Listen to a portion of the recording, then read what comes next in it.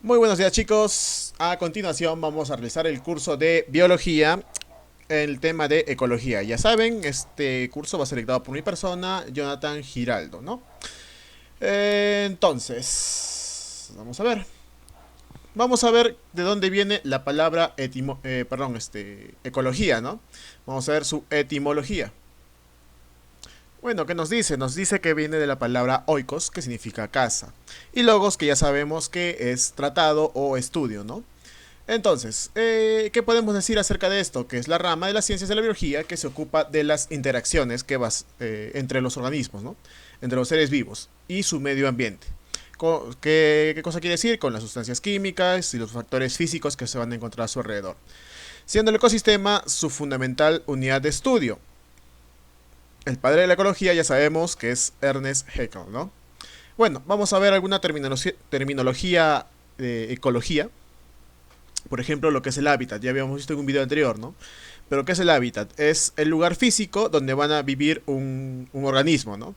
Por ejemplo, puede ser el hueco de un árbol para una ardilla, una cueva para murciélagos, o los hoyos para las hormigas, cosas por el estilo, ¿no? ¿Qué más tenemos? Tenemos lo que es un nicho ecológico. El nicho ecológico va a estar dado como la función biológica que desarrolla un organismo, ¿no? ¿De qué forma? Por ejemplo, ¿no? La función de un ciervo en su nicho ecológico, por ejemplo, el alimentarse del sotomonte, ¿no? O cosas por el estilo.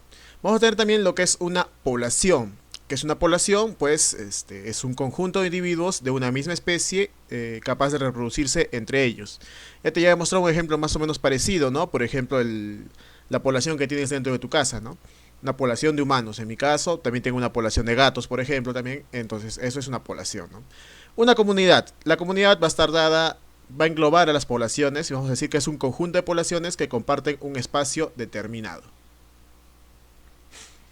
¿Cuál es la importancia de lo que es la ecología? La ecología va a estudiar las leyes que van a regir los ecosistemas, ¿no?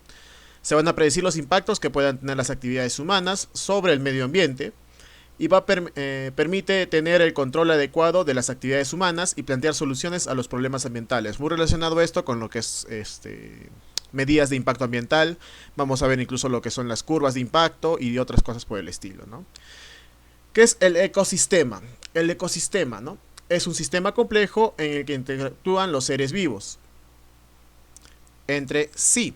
Y estos a su vez con el conjunto de factores no vivos que forman el medio ambiente, lo que es la temperatura, sustancias químicas presentes, clima, las características geológicas muy importantes. El ecosistema va a resultar de la interacción de dos componentes muy importantes, los factores bióticos y los abióticos, ¿no? Ya hemos dicho que biótico, que tiene vida, abiótico, que no tiene vida, ¿no? Entonces, o no se le considera como vida, ¿no? Vamos a ver, por ejemplo, uno de ellos, lo que es la litosfera, ¿no? Litosfera, litos, piedra, o de duro, incluso venía, si me equivoco. Bueno, ¿qué nos dice? Que según la edafología, el suelo se puede dividir en las siguientes capas u horizontes. Vamos a ver estos horizontes, pero van a ser en relación a los que directamente tienen relación con el ser vivo, no aquellos que no influencian directamente, porque no vamos a ver, por ejemplo, lo que son núcleos o manto, ¿no? Solamente la parte de arribita. Vamos a ver, por ejemplo, entonces, el horizonte O. El horizonte O, que va a ser un horizonte donde se van a acumular la materia orgánica, puede ser producto de caída de las hojas y de los organismos muertos en descomposición, ¿no? Vamos a decir muy posiblemente que este horizonte va a ser un horizonte que va a ser aportante. Un horizonte que va a aportar al siguiente horizonte, el horizonte A. Este horizonte va a ser una capa relativamente firme donde se encuentra lo que es el humus y va a contener también arcilla, ¿no? Que vamos a verla en esta imagen como una zona negra, ¿no? El horizonte B, por otro lado, vamos a ver que está formado por componentes meteorizados como arcilla, el óxido de hierro, ¿no? Este horizonte, vamos a decir que es un horizonte más de transición, algo por el estilo. Y el horizonte C, que va a presentar fragmentos de rocas como clastos o otros otros tipos de rocas, ¿no? Y al final vamos a tener el horizonte D. El horizonte D, que va a ser el de la roca madre, ¿no? ¿A qué le decimos roca madre? Pues por lo general se le determina aquella acumulación rocosa que vamos a tenerla presente por debajo de estos horizontes. Hay que recordar que no siempre vamos a encontrar todos los horizontes juntos. Por ejemplo, tú si vas a una chacra vas a posiblemente encontrar los dos primeros bien definidos, ¿no? En cambio, en zonas como Hunter, como la mansión, por ejemplo, vas a encontrar que tienes afloramientos. ¿Afloramientos de qué? De lo que es, podríamos llamarlo como roca madre, ¿no?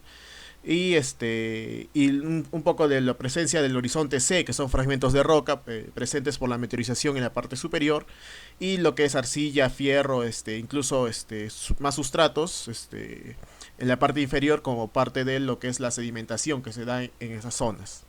Vamos a ver cuál es su importancia. La importancia del sustrato para el desarrollo de los ecosistemas terrestres y va a también permitir el desarrollo de los organismos vegetales. Por otro lado tenemos lo que es la hidrosfera, ¿no? Creo que ya todos conocen ese término. Me dice que constituye el medio de soporte en el medio acuático. Bueno, aquí en la ciudad de Arequipa no lo vemos tanto, solamente si quedamos a la playa tal vez, ¿no? El ambiente marino posee la siguiente zonación. Una zonación que va a ser la zonación nerítica, que va a ser la zona más cercana, digamos así, más cercana a la playa. La zona oceánica propiamente dicha, que va a estar más pegada a lo que es la fosa. Y la zona fótica y la afótica, ¿no? Hay que recordar que tenemos diferentes tipos de zonificaciones que vamos a tenerlos en algunos libros. Podemos ponerlo como offshore, backshore y diferentes otros nombres que va a tener, ¿no? Bueno, la importancia. ¿Cuál es la importancia? Los cuerpos de agua almacenan calor. Muchas personas no saben, no tienen comprensión de esto, pero los mares son los que, bueno, en sí los océanos, todas las formas de agua, son las que regulan muchas veces la temperatura del planeta y subir unos cuantos grados o disminuir unos grados en los mares podría generar catástrofes mundiales. ¿Por qué? Porque gracias a ellos se generan lo que son huracanes, los vientos, nubosidad, tormentas, lluvias, precipitaciones en las zonas altas. O sea, la importancia del océano es muy relevante con respecto a la vida en los continentes, ¿no? Bueno, nos dice que su vapor va a originar la humedad de la atmosférica. Determina la disminución, la distribución de las plantas, por lo tanto, y de todos los seres vivos.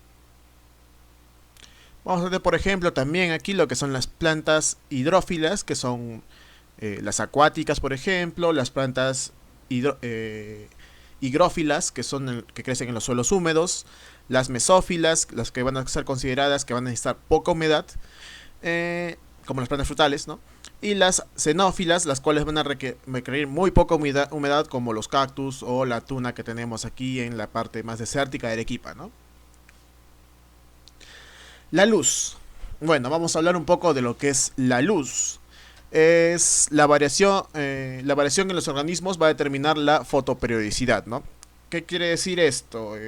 Bueno, más que nada, entre lo que es día y noche, ¿cómo sabe tu cuerpo que va a estar despierto o que va a estar dormido? ¿Cómo sabe que te va a dar sueño por cansancio tal vez? ¿O cómo va a ser esto, no?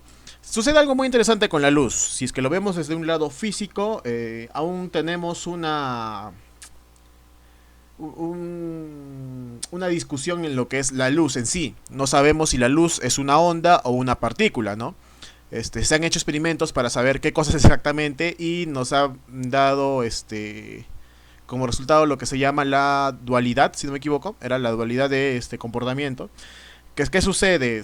A veces se comporta como partícula y a veces como onda, depende del observador. Entonces, todavía tenemos muy poco conocimiento acerca de ello, pero se plantean muchas teorías, ¿no? Bueno, ¿qué nos dice con respecto a biología? Que en los animales se manifiesta bajo la forma de ciclos circadianos, perdón. Y en las plantas este fenómeno tiene una directa relación con lo que es la fotosíntesis.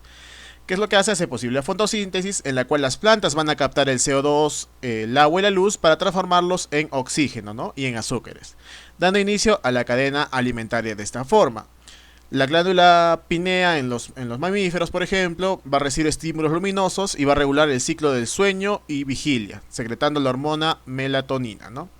Bueno, nos dice que la luminosidad regula el tiempo de la apertura de las flores por temporadas o instantes. ¿Qué sucede, por ejemplo, también con respecto a la rotación y la traslación de nuestro planeta? La luz o la cantidad de luz que vas a recibir durante los diferentes meses no va a ser igual en el Ecuador que en los trópicos, que en los polos norte, ¿no? O sur, por ejemplo, ¿no? La luz que reciben en la zona de Siberia no es igual a la que reciben, por ejemplo, en Quito, en Guayaquil. Al igual que no es igual la que va a recibir en, por ejemplo, Buenos Aires, ¿no? Que es un poco más austral, ¿no? Bueno, vamos a ver algo que también es importante, la temperatura. ¿Qué cosa va a ser la temperatura? Pues va a ser en sí lo que tú puedes sentirlo es como más calor o más frío. Bueno, decirlo más frío también no es algo tan correcto, ya que sabemos que simplemente el frío es la ausencia de calor, o sea, simplemente es el calor es movimiento de partículas, ¿no? Y este movimiento de partículas genera una fricción, lo cual genera calor. ¿Cuál es la forma más simple de demostrar esto? Pues intenta frotar tus manos. Si tú frotas tus manos, vas a sentir que esa frotación, esa fricción que realizas, aumenta tu temperatura de la palma de las manos, ¿no? Esa es la principal, creo, forma de demostrar que el calor viene de la fricción de moléculas, ¿no? Entonces, ¿qué me dice la temperatura? Que va a permitir el óptimo desarrollo de los organismos vivos. En los animales, por ejemplo, esta condición es mucho más evidente, ya que existen dos variedades, ¿no? Vamos a ver dos variedades de animales que van a usar la temperatura a su favor. Los homeotermos, por ejemplo, o endotermos, ¿no? Son animales que poseen los mecanismos fisiológicos para mantener su temperatura corporal o cambiarla según sea necesario, ¿no? Por ejemplo, como podemos ver, bueno, en el caso de los humanos nosotros usamos ropa para poder abrigarnos, ¿no? En otros animales que tienen pelaje o otras formas de abrigarse, ¿no? Y los poiquilotermos, por ejemplo, o ectotermos, que son animales que no van a tener esa característica, no pueden mantener su temperatura corporal y dependen del medio ambiente para regularla, ¿no? Estamos hablando muy posiblemente también de animales de sangre fría que decimos, que lo que hacen es esperar a la salida del sol para poder estar más activos. Y por último vamos a ver algo que también es muy importante, que es la atmósfera, ¿no? Que nos dice que es la atmósfera, que es la parte gaseosa del ecosistema y el aire que respiramos por lo normal, ¿no? ¿Qué sucede? Esta atmósfera no siempre ha sido igual, no siempre ha sido favorable, ¿no? Tiempos mucho más antiguos, teníamos mayor concentraciones de oxígeno, las condiciones climáticas no eran tan óptimas. Y eso, ¿cómo sabemos, por ejemplo, de lo que era atmósfera antigua? Por ejemplo, en los testigos que sacamos del hielo, quedan gases atrapados en las burbujas y de ahí podemos examinar, ¿no? ¿Cómo es la atmósfera actual? Pues la atmósfera actual va a tener estos gases que vemos a continuación en cierta cantidad de porcentaje, ¿no? Nuestra atmósfera en su mayoría está formada por nitrógeno. ¿Cuánto? Aproximadamente un 78% de nitrógeno, que nos dice que será fijado para formar proteínas, y este es el gas más abundante en la atmósfera. El oxígeno, que está alrededor del 21% y hace posible la respiración aerobia, es el gas más importante en la atmósfera, ¿no? Y recordemos que también es un gas que es muy volátil y sirve como combustible. Sin oxígeno no podemos hacer fuego.